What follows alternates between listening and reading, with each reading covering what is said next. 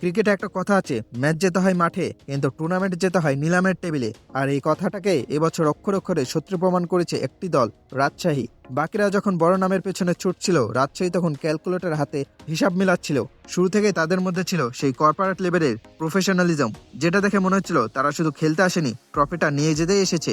আজ আমরা কথা বলবো সেই মাস্টার প্ল্যান নিয়ে, যা বিপিএল কে দেখিয়ে দিল ফ্র্যাঞ্চাইজি দল আসলে কেমন হওয়া উচিত।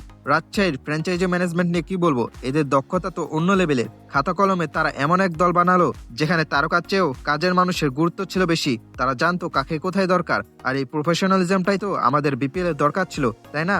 অগাছালো দল গঠন আর হুটহাট সিদ্ধান্ত নেওয়ার ভিড়ে রাজশাহী ছিল এক পিস সলিড ডায়মন্ড। তাদের শৃঙ্খলা দেখে মনে হচ্ছিল কোনো ইউরোপিয়ান ক্লাব ফুটবল ম্যানেজমেন্টে দেখছি।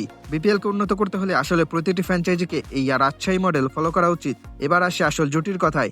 না, কোনো ওপেনিং জুটির কথা বলছি না, আমি বলছি ক্যাপ্টেন শান্ত আর মাস্টারমাইন্ড হান্নান সরকারের কথা।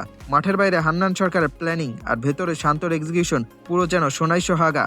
শান্তকে নিয়ে ট্রল যারা করেছিলেন তারা নিশ্চয়ই এবার একটু আড়ালে গিয়ে মুখ লুকাচ্ছেন। ক্যাপ্টেন হিসেবে তিনি যেমন শান্ত, ব্যাটসম্যান হিসেবেও তিনি ছিলেন তেমনই ডিসেন্ট। দলের যখনই দরকার ছিল শান্ত হাল ধরেছেন, আর হান্নান সরকার তিনি তো দাবার চালটা গুলে খেয়েছেন।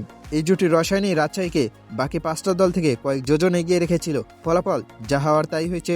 মাঠে তারা শুধু খেলেছে না, আধিপত্য করেছে। ফাইনালে সে প্রেশার মোমেন্টেও তারা হড়বড় করে ফেলেনি, কারণ তাদের হোমওয়ার্ক ছিল শতভাগ নিখুঁত। যারা প্রফেশনালিজম মেনটেন করে, ক্রিকেট বিধাতাও তাদের ওপর সহায় হন।